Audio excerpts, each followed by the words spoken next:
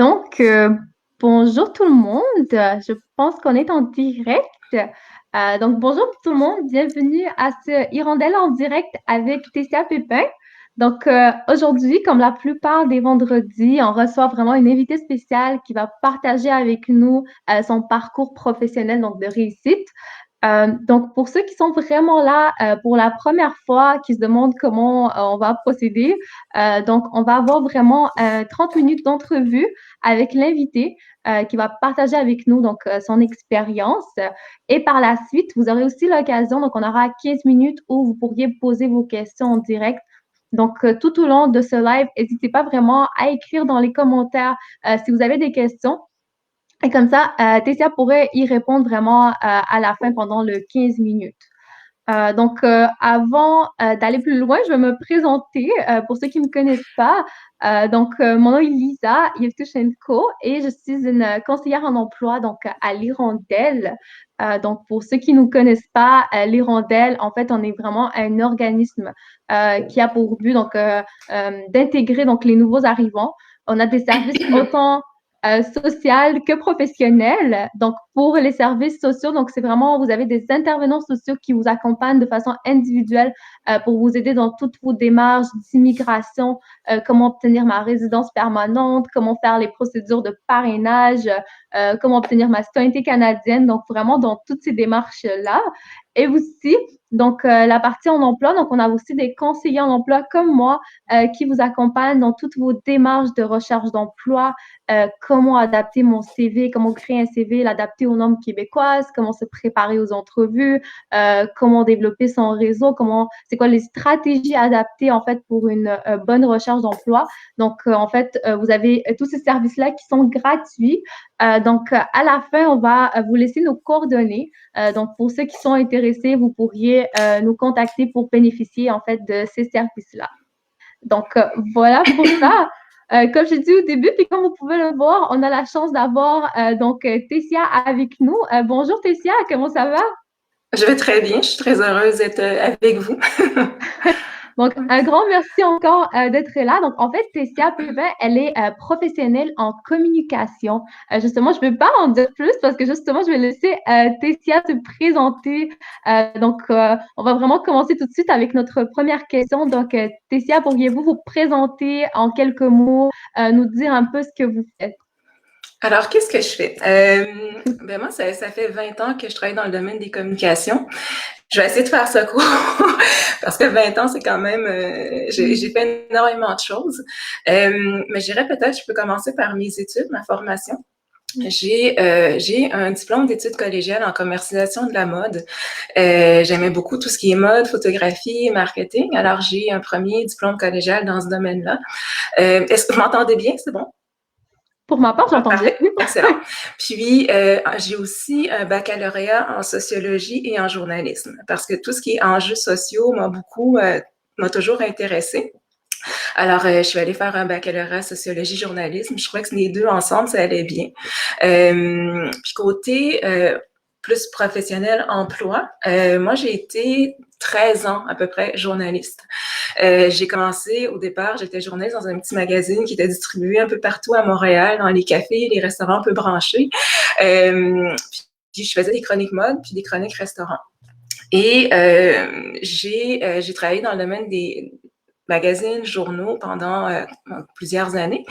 Et j'ai aussi travaillé comme journaliste pour des chaînes télé. Je vais dire les noms, parce que dans le fond, je travaillais à TVA, à LCN, en fait, qui était la chaîne continue de nouvelles. Et j'ai aussi travaillé à Radio-Canada, où j'étais journaliste numérique. Alors, j'écrivais des textes, que ce soit d'actualité politique, économique, faits divers, culturels. J'ai travaillé comme 3 ans dans le domaine de la télé comme journaliste numérique. Ensuite de ça, j'ai eu, parce que c'est des domaines aussi en journalisme, dans le domaine des nouvelles, c'est quand même exigeant. Je me souviens, souvent, je me réveillais mon quart de travail commençait genre parfois à 4h30 le matin. Ah, Alors ça voulait dire que je devais me lever comme à 3h le matin. Alors j'ai fait ça, c'est ça, j'ai fait ça comme quand même un moment, puis ça a été des bonnes expériences, mais j'ai eu envie de m'en aller quelque chose de plus conventionnel. Alors, j'ai eu un emploi, la possibilité de travailler pour un centre hospitalier, un des plus gros là, en Amérique du Nord. Puis, j'étais conseillère en communication web là-bas. J'avais un emploi, c'était de 9 à 5. Et ce que je faisais, j'étais gestionnaire de projets web notamment, mais on m'avait embauchée parce que j'avais comme de l'expérience en création de contenu. Alors, je pouvais comme faire beaucoup de rédaction et aussi faire de la formation auprès de d'autres employés. Par la suite, en 2015, j'ai eu la possibilité d'aller faire les examens d'entrée à la ville de Montréal. Puis j'ai obtenu un poste par la suite. C'est un remplacement de congé maladie et mon premier emploi là-bas, j'étais là 9 mois. Et ensuite, je me suis promenée à la ville de Montréal. J'ai été notamment à Espace pour la vie, qui est 4 institutions à Montréal. C'est le jardin botanique, l'insectarium, le planétarium, et il m'en manquait le biodôme. Puis je faisais des communications, beaucoup de communications événementielles, parce qu'ils ont des événements fabuleux. Alors, c'était une super belle expérience. Puis j'ai travaillé aussi au service des communications de la ville-centre, le plus. Alors c'est ça pour le parcours. Oui, tout un parcours. Aussi, vous avez mentionné au début, donc vraiment que vous avez eu un intérêt vraiment pour les communications. Puis justement, d'où vous vient cet intérêt si on parle de la communication? D'où me vient l'intérêt? En fait, je suis une personne hyper curieuse. J'adore lire. Moi, mon rêve, c'est qu'on m'oublie dans une bibliothèque là, de Montréal, puis de passer la nuit dans une bibliothèque toute seule. J'adore les livres, j'adore lire, j'adore si je le dis, c'est la raison pourquoi je suis allée en sociologie. J'adorais tout ce qui est enjeux sociaux, de société, tout ça. Puis quand j'ai commencé en journalisme, c'était beaucoup. Ça me donnait la possibilité de rencontrer beaucoup de gens absolument formidables. Puis ça, j'adorais ça. Mais je pense que l'élément, c'est vraiment la curiosité, une grande curiosité. Ouais. Je pense que j'aime parler aussi. Alors, alors je pense à elle. Ça vient de là. Ouais. Aussi, donc, il y a probablement beaucoup aussi de nouveaux arrivants qui nous écoutent. Selon vous, quels sont les facteurs vraiment de réussite pour une bonne intégration dans notre ville d'accueil qui est Montréal? Oui. Ben, en fait, moi, je tiens à préciser que je suis pas issue nécessairement de l'immigration parce que j'ai grandi ici. J'ai fait toute ma scolarité de très petite alors ça, j'ai grandi ici. Par contre, j'ai côtoyé ou j'ai des amis qui sont issus de l'immigration. Alors, je connais quand même le sujet. Puis pour moi, une intégration, c'est que moi, je suis arrivée à Montréal pour mes études collégiales. J'habitais au Québec, mais je suis arrivée à Montréal. Puis, alors, j'avais comme m'adapter, découvrir ma nouvelle vie. Et il y a quelque chose que je faisais, que j'adorais faire, puis que je fais encore, c'est que pour m'imprégner de la ville, parfois les week-ends, je partais avec mon sac à dos, mes souliers de course, puis j'allais visiter des quartiers. Et j'adorais ça parce que je trouve que ça permet de nous imprégner d'une ville, ça permet de découvrir des quartiers, ça permet de découvrir des gens aussi, des petits commerces. Et c'est quelque chose que je fais encore. Je l'ai fait il y a 3 semaines. Il y a un quartier que je connaissais pas de Montréal. J'ai dit, ben, aujourd'hui, c'est aujourd'hui que j'y vais. Alors pour moi, ça, je pense, c'est s'imprégner de notre ville d'adoption, de la ville. Il y a des façons qui coûtent absolument rien de le faire. Puis ça, je trouve ça génial de découvrir les quartiers. Je pense aussi un des éléments, parce que, bon, j'ai des amis qui sont issus de l'immigration, puis ce qu'ils me disaient, c'est que souvent, quand on arrive dans une nouvelle ville, dans un nouveau pays, on n'a pas de réseau. Puis c'est très difficile d'arriver. On me dit, c'est l'impression d'être seul. Puis je pense que c'est ça, pour une intégration dans une ville, c'est beaucoup de côtoyer les gens de la ville, de faire les premiers pas. Puis je pense qu'il y a aussi il y a des sites Internet, il y en a un que je connais, que je trouve vraiment chouette, ça s'appelle Meetup. Puis c'est un site Internet que tu as des groupes de toutes sortes de choses. Si une personne qui aime jouer aux échecs, elle va trouver un groupe. Si une personne qui aime parler de chat, il y a un groupe pour ça. Si une personne aime faire du vélo en groupe, il y a un groupe pour ça. Alors, moi, je conseillerais parce que même des Québécois, on le fait, là aussi, de participer à ces groupes-là, mais une personne qui arrive, je pense que c'est encore plus important. Puis, ça coûte rien. Ça permet de rencontrer des gens, de se créer un réseau, de se bâtir un réseau social, mais aussi qui peut être professionnel. Alors, moi, je dirais, ça, c'est important pour l'intégration. Puis, évidemment, on est au Québec. Alors, on est à Montréal. Le français, c'est hyper important pour s'intégrer. On peut trouver des emplois si on parle seulement anglais, mais je pense que pour moi, le français est essentiel pour pouvoir vraiment vivre la ville puis vivre le pays ou la province dans laquelle on est. Tout à fait. Aussi, sinon, est-ce que dans votre expérience professionnelle, vous avez eu à faire du bénévolat, puis quel bénéfice ça a pu vous apporter, si c'est le cas? J'en ai fait au début. Puis notamment pour une station de radio qui existe encore, c'est CIBL. Alors, je faisais de la recherche pour une émission de radio avec une animatrice qui maintenant elle est animatrice à Radio-Canada. Puis moi, ça a été vraiment chouette parce que ça me permettait de me construire un réseau. Parce que j'avais accès à toutes les agences relationnistes et puis que je prenais les noms puis je mettais ça dans des dossiers. Puis ça m'a permis aussi d'aller voir tous les spectacles qui se faisaient à Montréal. Parce que c'était du bénévolat, j'étais pas payée, mais c'est le fait de pouvoir aller voir toutes les pièces à peu près de théâtre qui se faisaient à Montréal, c'était génial. Puis je me montais aussi un réseau. Alors ça c'était bien. Puis j'en ai fait aussi du bénévolat dans le cadre de mon cours en journalisme. C'est pour 20 crédits, je devais faire 20 heures de bénévolat, puis j'avais été recherchiste pour une boîte télé dans le domaine de la télévision. Alors moi, il y a eu des bénéfices. Par contre, c'est important de dire, puis je le dis en toute transparence et en toute franchise, c'est que malheureusement, moi, ce que je vois depuis quelques années dans le domaine des communications, c'est qu'il y a quand même de l'exploitation du travail des autres, puis il faut faire attention à ça. Moi, le bénévolat, je le faisais, je choisissais le nombre d'heures que je faisais les journées où je voulais le faire, je choisissais si je voulais arrêter, j'arrêtais. Mais là, ce que je vois souvent sur des sites d'emploi, puis ça, je le déplore, c'est que c'est des emplois qui sont déguisés en stage, qu'on demande à la personne d'avoir une année d'expérience, de parler français, anglais, espagnol. C'est pas normal. Un stage, c'est un lieu d'apprentissage. C'est pas un lieu où t'es non rémunéré, mais qu'on te demande d'avoir plein de compétences, là. Alors ça, moi, je dirais aux gens qui veulent intégrer le métier, oui, vous faites du bénévolat, mais de faire attention parce qu'il y a des gens qui vont essayer de profiter de votre travail, puis c'est pas acceptable. Alors faites-le comme du bénévolat, mais qu'il faut vraiment que ce soit gagnant-gagnant. Que ce soit gagnant pour vous, puis gagnant pour la personne, mais pas trop pour l'autre personne. Soyez stratégique dans votre bénévolat. C'est ce que je dirais. Ouais. Pour que ce soit de l'apprentissage, que ça amène un réseau, puis que ça amène quelque chose de positif et pas le contraire. Oui, c'est ça, exactement. Ouais. Parfait. Puis aussi, donc, en parcourant votre expérience professionnelle, j'ai vu que vous avez débuté dans le domaine de la mode, comme vous l'avez mentionné au début, puis journalisme et ensuite la communication. Vous évoluez dans le secteur de la communication qui demande quand même de la rigueur, de l'organisation et une rapidité d'adaptation quand même.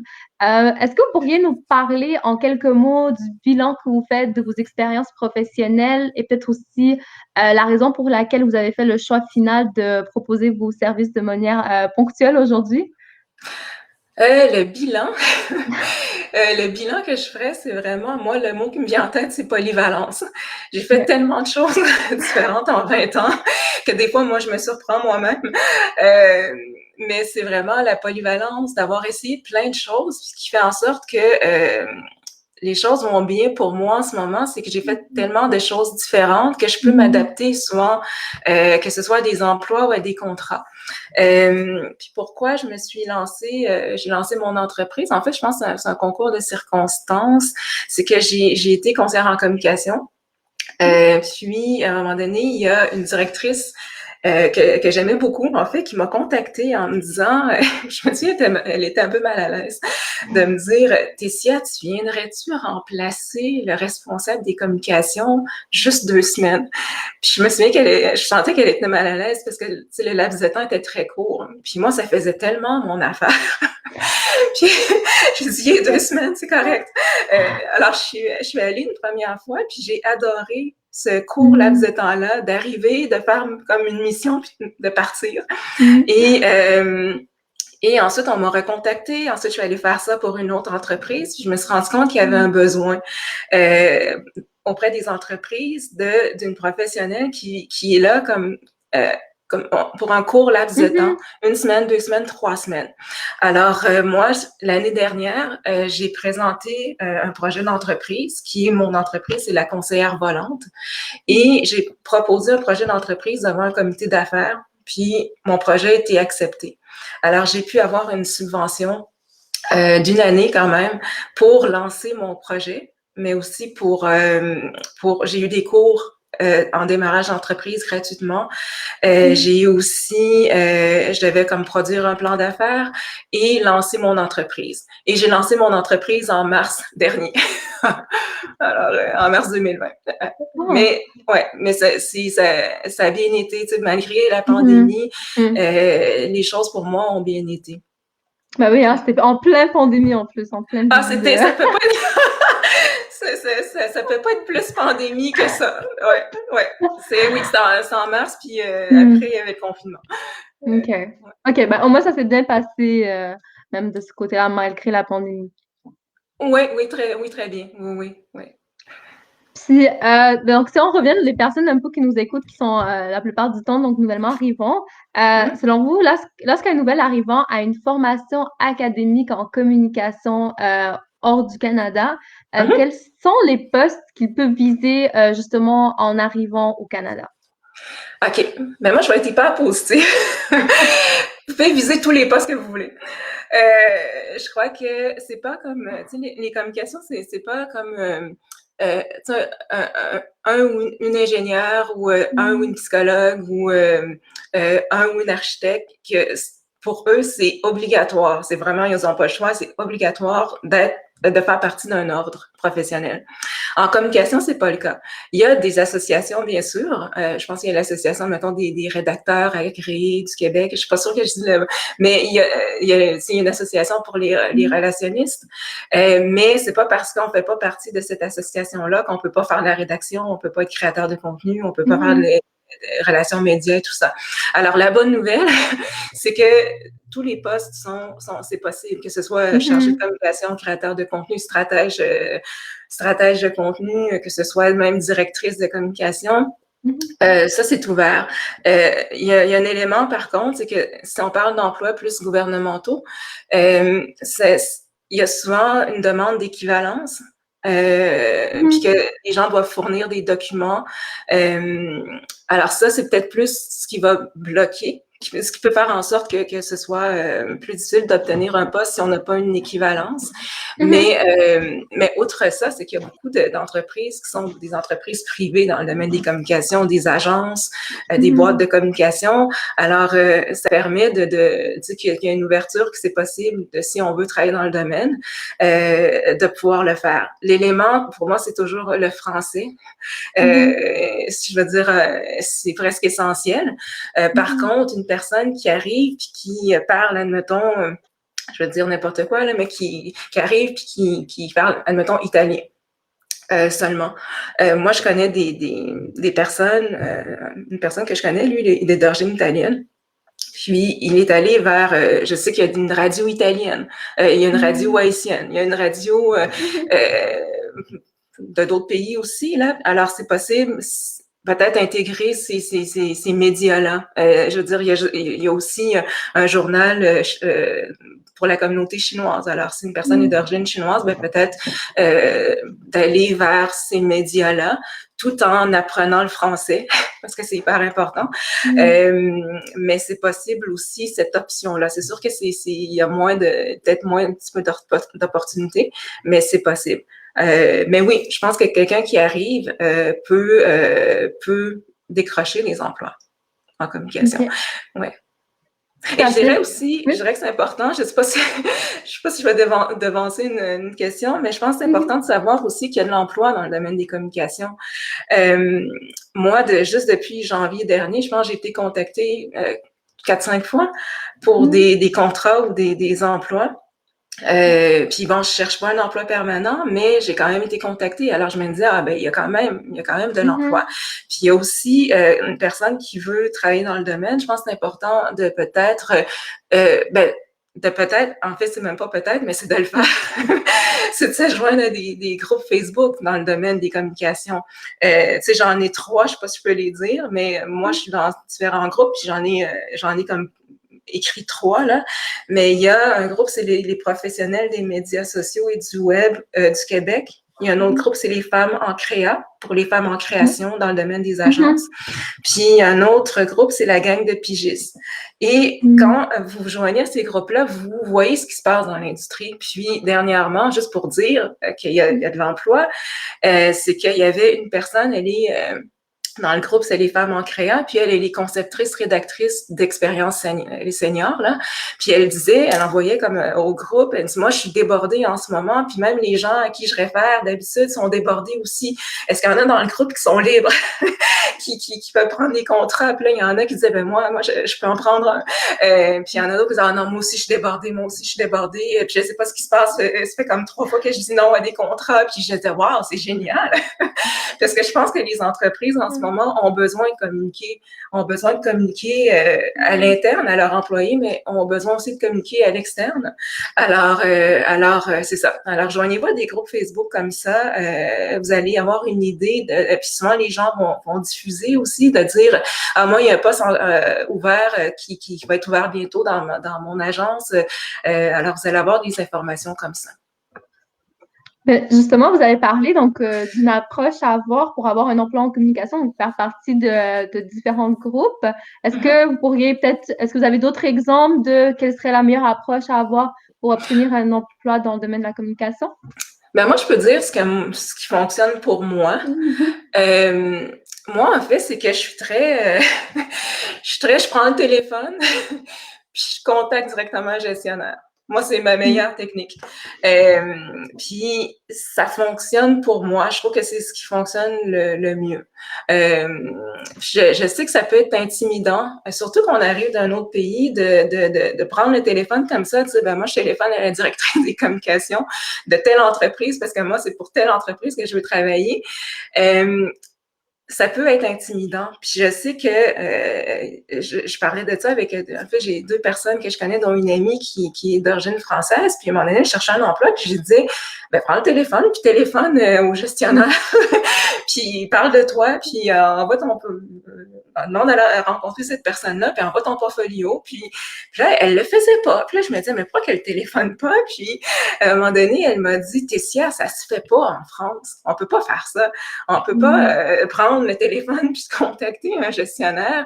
Il y a une hiérarchie en France, et puis c'est ce que la personne me disait, c'est pas moi qui le dis, là, c'est ce que la personne me disait, il y a une hiérarchie en France, il y a un protocole, si je suis pas capable, si j'ai de l'utilité à faire ça, je suis pas à l'aise de Mhm. faire ça. Puis ça, je le comprends très bien maintenant, parce que je me demandais pourquoi elle le fait pas, puis tout ça, puis moi, je vous dirais qu'ici, vous pouvez le faire. Parce que moi, je le fais depuis 20 ans. Moi, quand je le fais, c'est que quand on prend le téléphone comme ça, puis j'ai eu des emplois aussi en envoyant un CV parce qu'il y a un emploi qui est affiché sur un site internet. J'ai eu des emplois comme ça aussi, mais c'est beaucoup quand on prend l'initiative de téléphoner quelqu'un. Moi, c'est arrivé, je vais donner un exemple hyper concret, c'est arrivé que je téléphone comme ça une directrice. Puis je lui téléphone, mais non seulement je lui téléphone, je lui demande de la rencontrer aussi. Puis elle m'a dit oui. Puis je suis allée la rencontrer. Puis à un moment donné, on était dans son bureau, puis on parlait. Puis elle dit, j'ai rien pour vous, j'ai rien pour vous en ce moment dans mon Mhm. équipe, mais venez avec moi. Puis là, on se lève, puis on sort dans son bureau, puis on va dans le bureau de sa collègue. Puis là, sa collègue, elle avait besoin d'une chargée de communication. Alors, c'est Mhm. comme ça que j'ai obtenu le poste. Mais si j'avais jamais téléphoné à la personne, à la directrice au départ, si j'avais jamais demandé à la rencontrer, parce que là, j'étais dans l'entreprise, je pouvais voir ce qui se passait, j'aurais jamais obtenu l'emploi. Alors, je pense qu'il faut oser, parce que je pense que c'est pas tout le monde qui le fait. Alors, quand une personne le fait, elle se démarque, puis ça permet d'avoir l'information qu'on n'a pas nécessairement sur des sites d'emploi. Puis ça permet d'avoir accès au marché caché, qui est quand même important. Puis moi, j'ai décroché des contrats, des emplois qui n'ont jamais été affichés, là. Alors, c'est juste parce que j'avais osé comme téléphoner puis demander une rencontre. Et je pense aussi, ce qui a fonctionné pour moi quand j'ai commencé en journalisme, c'est que quand j'ai suivi mon cours en journalisme, j'avais des professeurs, puis j'avais comme le directeur du programme, puis à un moment donné, je débarquais dans leur bureau. Je pense que je suis bonne pour débarquer dans le bureau des gens. Puis j'ai dit, bon, moi, je veux travailler en télé. Est-ce que vous avez des contacts? Puis on m'a référé des contacts à TVA et à Radio-Canada. Puis j'ai pu aller passer des tests d'entrée, puis c'est comme ça que j'ai obtenu mes emplois. Alors, je pense que si les gens qui arrivent ici au Québec, à Montréal, puis qui suivent des cours, que ce soit à l'université ou au cégep ou des formations, il n'y a rien qui vous empêche de recontacter un professeur, puis de dire, est-ce que vous auriez des gens à me présenter? Est-ce que vous auriez des contacts, des personnes que je peux téléphoner? Ou est-ce que vous pouvez poser des questions sur le domaine, surtout si vos enseignants travaillent dans le domaine encore? Moi, c'était le cas. Alors c'est pour ça que ça a été, ça a bien fonctionné. Alors, faut pas hésiter non plus à retourner voir des enseignants ou d'anciens camarades de classe qui eux, ont des emplois à des endroits. Puis quand on arrive, c'est sûr qu'on n'a pas encore un réseau, mais je pense que moi, je sais qu'il y a des gens qui ont émigré ici puis qui ont suivi des cours à l'université. Ben, il n'y a rien qui vous empêche de retourner, recontacter des enseignants. Puis si les enseignants voient qu'on a été, je veux dire, moi, j'étais très sérieuse quand j'étudiais, puis l'enseignant qui m'a référé, il voyait. Alors, c'est pour ça qu'il m'a référé aussi facilement. Puis je pense aussi, moi, ce qui fonctionne bien pour moi, c'est le réseau, c'est de se construire un réseau. Puis c'est pas parce que ça fait 20 ans que je travaille dans le domaine des communications que j'entretiens pas mon réseau. Que c'est comme quelque chose que je peux dire, ben maintenant c'est fait. Je peux arrêter, je peux plus rien, j'ai plus rien à faire. Je le fais comme continuellement. Puis c'est important aussi quand on développe notre réseau de pas toujours juste contacter les gens quand on a besoin de quelque chose. Pour moi, ça c'est important parce que il y a des gens des fois qui me contactent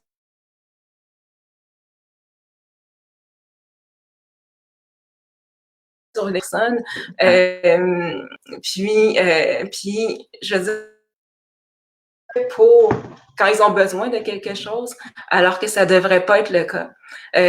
Qu'on doit, tu sais, notre réseau, on l'entretient, puis c'est pas toujours pour demander quelque chose.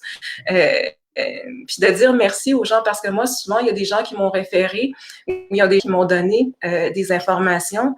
Puis moi, je me fais vraiment un véritable devoir de recontacter les gens. Moi, si quelqu'un me réfère, pour moi, c'est un privilège que la personne me réfère. Alors, le moindre des choses, c'est de donner des nouvelles.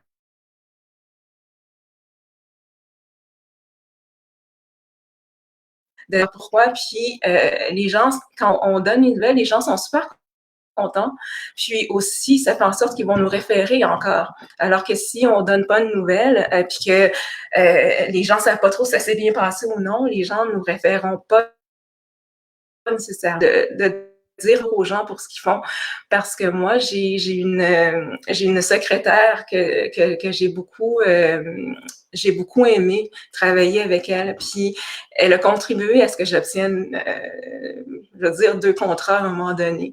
Et pour moi moi j'aime les secrétaires. Je trouve qu'elles font un travail extraordinaire, puis souvent elles sont pas reconnues pour ce qu'elles font. Alors moi c'est ça, je m'entends bien avec les secrétaires et les adjoints souvent. Puis cette personne-là, cette secrétaire-là que j'appréciais beaucoup, puis elle a pris sa retraite, puis je continue à lui téléphoner à Noël. On n'est plus dans une relation de travail, mais pour moi, c'est comme pour dire merci pour ce que tu as fait pour moi. Tu sais. Alors, c'est ça. OK. Ben oui, merci pour tous ces exemples. Aussi, par rapport à un peu, on a parlé de la situation Quel message auriez-vous à livrer aux personnes qui vous écoutent vraiment face à l'instabilité de l'activité économique que nous vivons actuellement? Ce que je dirais, ben c'est qu'il y a énormément d'informations. Tu sais, pour moi qui travaille dans les médias, là, il y a énormément d'informations, puis ça peut devenir honnêtement anxiogène. Puis des fois, je pense que c'est mieux de se couper. Puis si vous cherchez un emploi, puis que vous entendez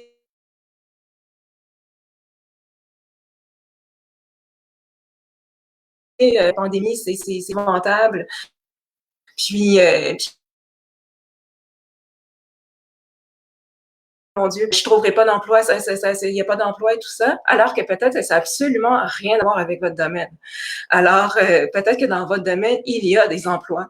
Fait que je pense que oui, la pandémie, ça a été difficile pour beaucoup de personnes, pour beaucoup d'entreprises, mais il y a des entreprises qui vont bien. Il faut dire ça aussi. Si vous travaillez en informatique, si vous êtes développeuse web, il y en a.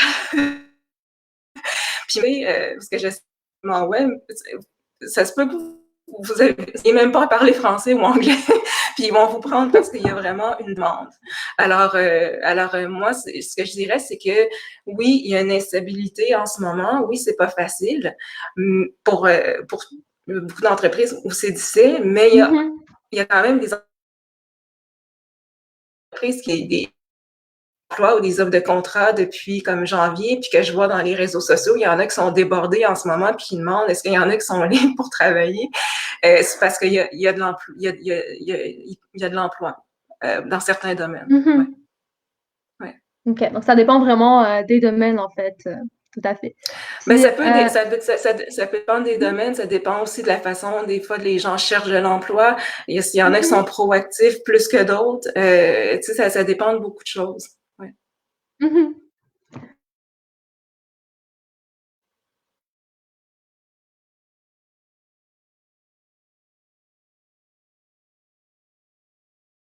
aux États-Unis, son impact.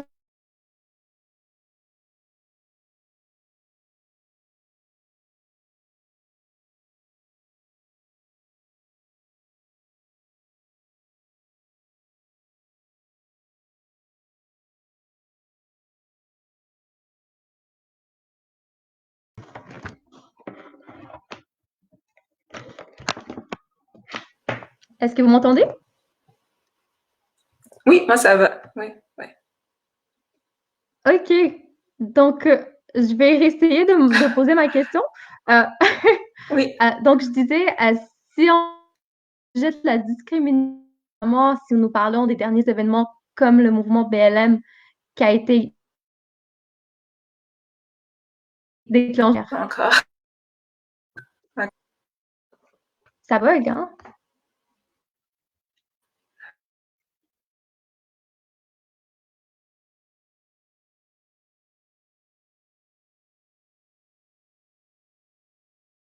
Ouais. Je pense qu'on a des difficultés techniques. Est-ce que... OK.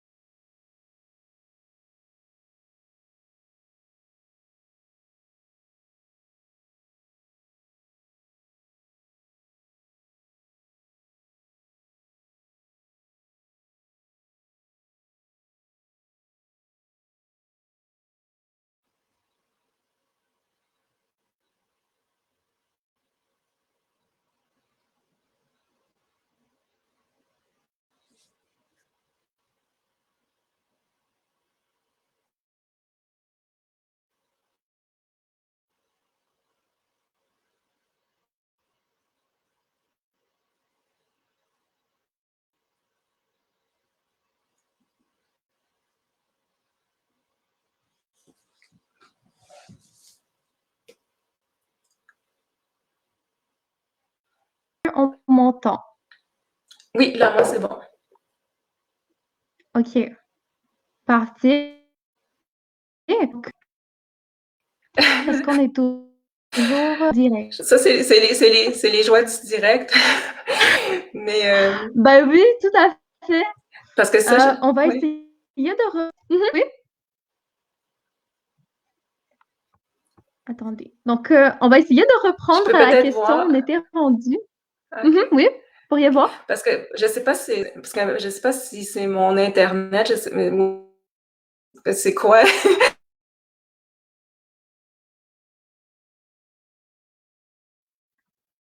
Je Oui, donc, oui, on n'en arrive pas à comprendre l'origine, en fait, du problème technique. Je pense que c'est peut-être la connexion Internet à quelque part.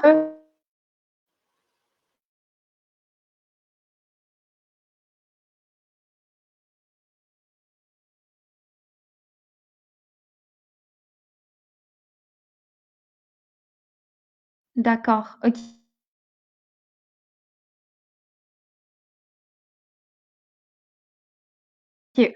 Donc, il y a Cécile qui a écrit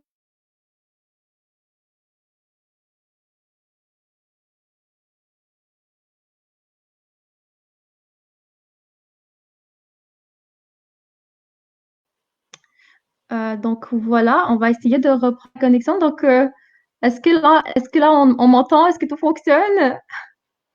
Ben, le plus important, Tessia, est-ce que... Oui, oui, OK. là, Ah, j'entends, là. J'entends. oui. OK. Donc, je vais essayer de reprendre la question. Sinon, on va passer directement.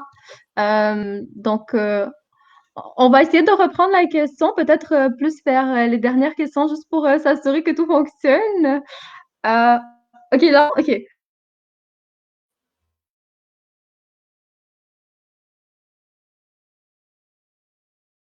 Donc, je vais, mais pas si c'était ça mon temps.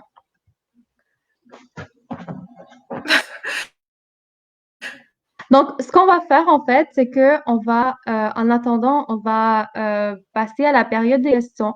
Donc, s'il y a des gens qui ont des questions en attendant que la connexion se rétablit, donc vraiment, n'hésitez pas à écrire vos questions le temps qu'on essaie de reprendre la connexion et qu'on s'assure que, en fait, on peut s'entendre avec Tessia.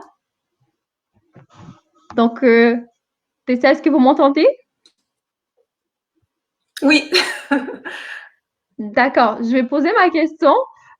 Donc, si on aborde le sujet de la discrimination, notamment si nous parlons des derniers événements comme le mouvement BLM qui a été déclenché aux États-Unis en 2020, quel a été son impact en fait sur votre carrière? Ben, en fait, c'est le mouvement Black Lives Matter. C'est un Mhm. mouvement qui remonte à 2013. Puis je crois que c'est 2020 qui a mis, je pense, ce mouvement-là comme plus de façon planétaire. Là. Malheureusement, c'est en raison du décès de la mort de George Floyd. L'impact sur ma carrière, en fait, moi, je dirais que ça fait quand même 20 ans là, que je travaille dans le domaine des communications, puis souvent dans les équipes dans lesquelles j'étais, disons que j'étais la diversité. OK. Alors, c'est presque quelque chose que je m'étais habituée finalement. Mais Mhm. j'ai remarqué qu'au cours de la dernière année, qu'il y a énormément de choses qui ont changé. Que j'ai l'impression qu'il y a des choses qui se passent. Puis, notamment, puis je vais être très transparente encore Mhm. une fois, c'est que les entreprises n'ont plus le choix de bouger. Mhm. Je pense que les entreprises ont des comptes à rendre maintenant. Alors, oui, je pense qu'il y a des entreprises entreprises qui étaient ouvertes à la diversité, qui étaient plus inclusives que d'autres. Mais je vois que depuis le 25 mai dernier, que les entreprises, il y a quelque chose qui bouge parce que les entreprises, maintenant, elles ont des comptes à rendre, puis elles peuvent plus faire semblant que ça n'existe plus. Alors, puis l'impact, moi, dans mon domaine, c'est que je crois que les communications, c'est...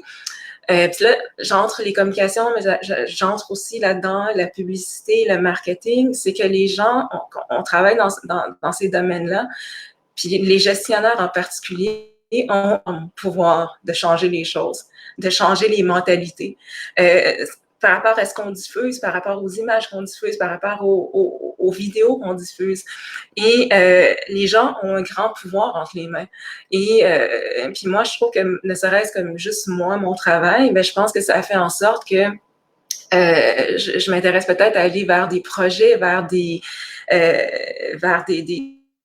entreprises qui sont vraiment très, très en lien avec mes valeurs, puis qu'il y a une possibilité de par mon travail, de pouvoir contribuer à changer les choses. C'est pas que je ne le faisais pas avant, mais je pense qu'il y a une plus grande ouverture à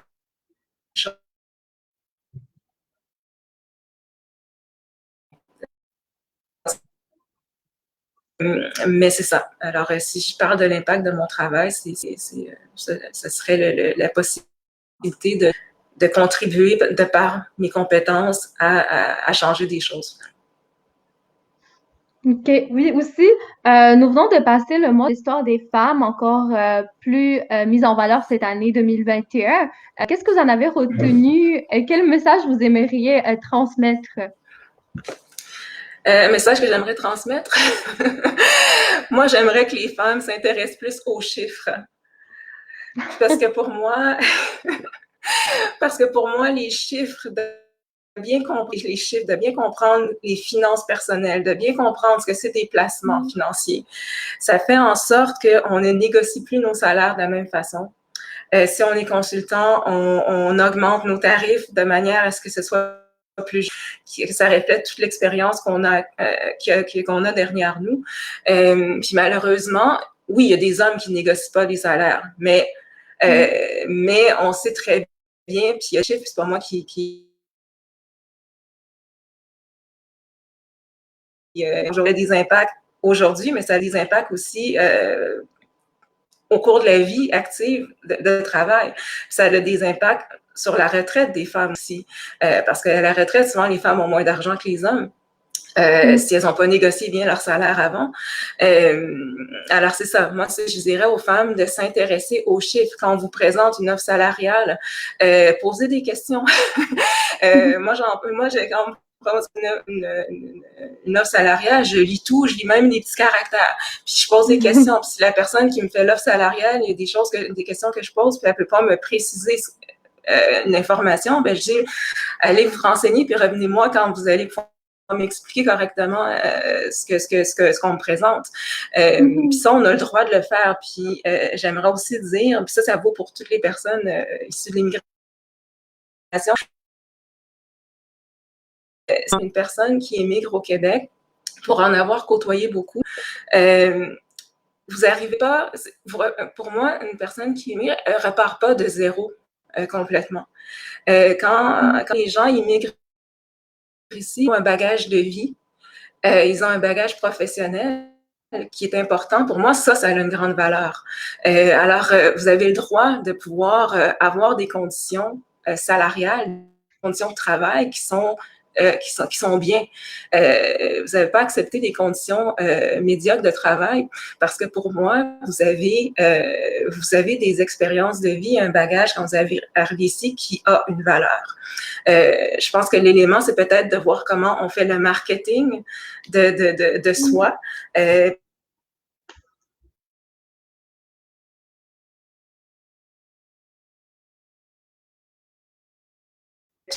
Comme de nos expériences professionnelles. C'est beaucoup la façon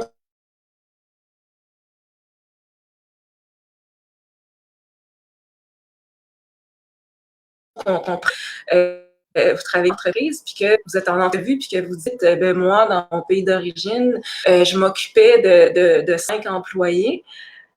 c'est pas la même chose que de dire, dans mon pays d'origine, j'avais pour telle entreprise, j'avais sous ma responsabilité 5 employés. J'étais en charge de 5 employés.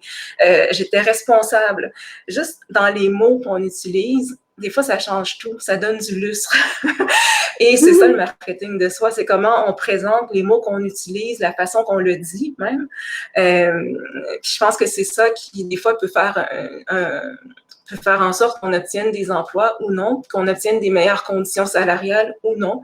Alors oui. OK. Puis aussi, vous avez accepté de participer. D'ailleurs, toute l'équipe vous remercie.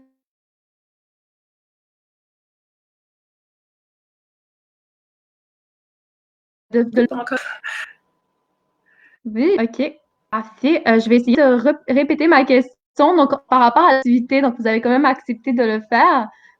C'était quoi votre motivation, en fait, pour accepter de participer à cette activité? Ma motivation, en fait, c'est si ça peut aider, ne serait-ce qu'une personne, à communication, à travailler dans des communications, parce que je pense qu'il y a des belles possibilités d'emploi, de carrière. Alors, c'est ça. Je pense que c'est tout simplement de partager mon expérience pour aider des personnes qui sont dans le domaine.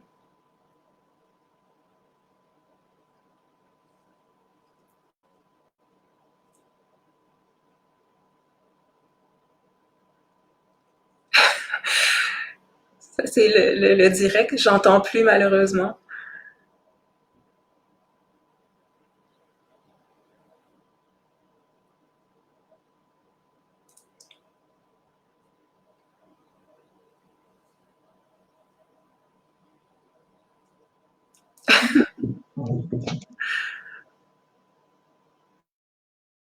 Est-ce que vous m'entendez? Là, c'est bon. OK, on va réessayer en espérant que cette fois tout fonctionne bien. Donc oui, par rapport à la motivation, donc est-ce que vous avez pu répondre à la question? Oui, j'ai OK, répondu. parfait, parfait. Donc on va reprendre pour la prochaine question en espérant que là tout se passe bien. Donc on va vraiment là, on est quand même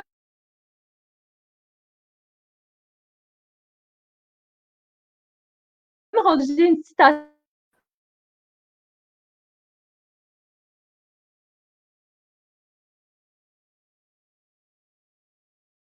En fait. Entendu pour une citation.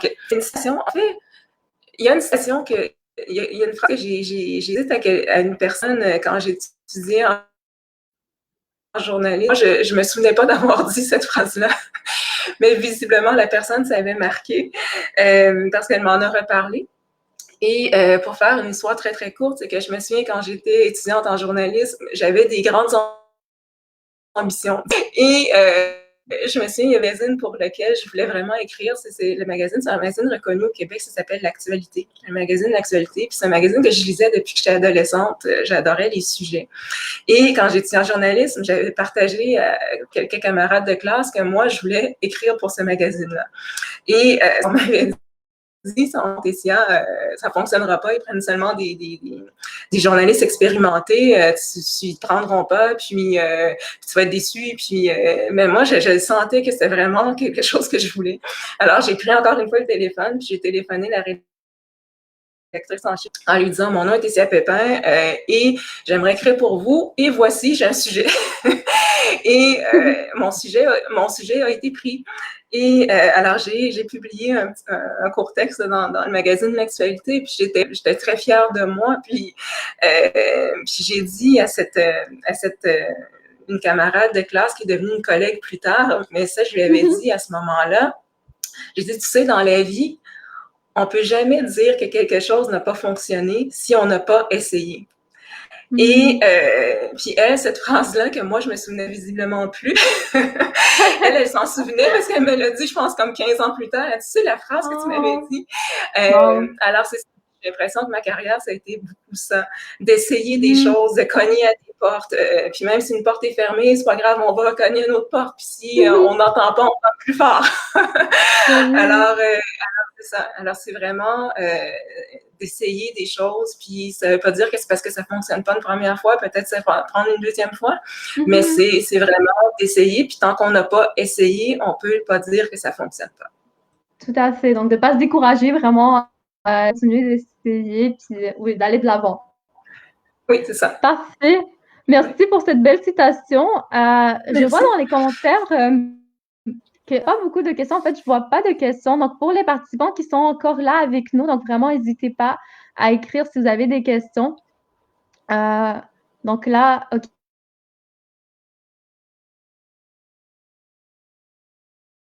Incroyable, que vous avez une belle expérience. Donc, il y a quand même eu quelques commentaires, mais pas de questions. OK, c'est bon.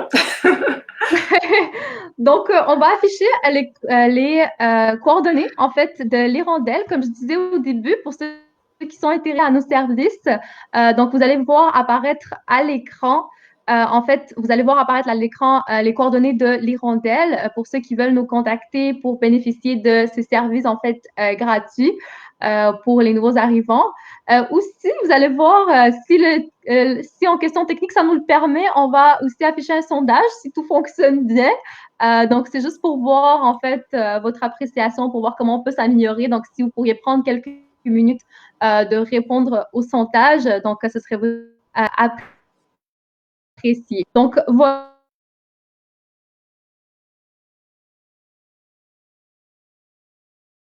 Tout ton partage. Donc, un grand merci.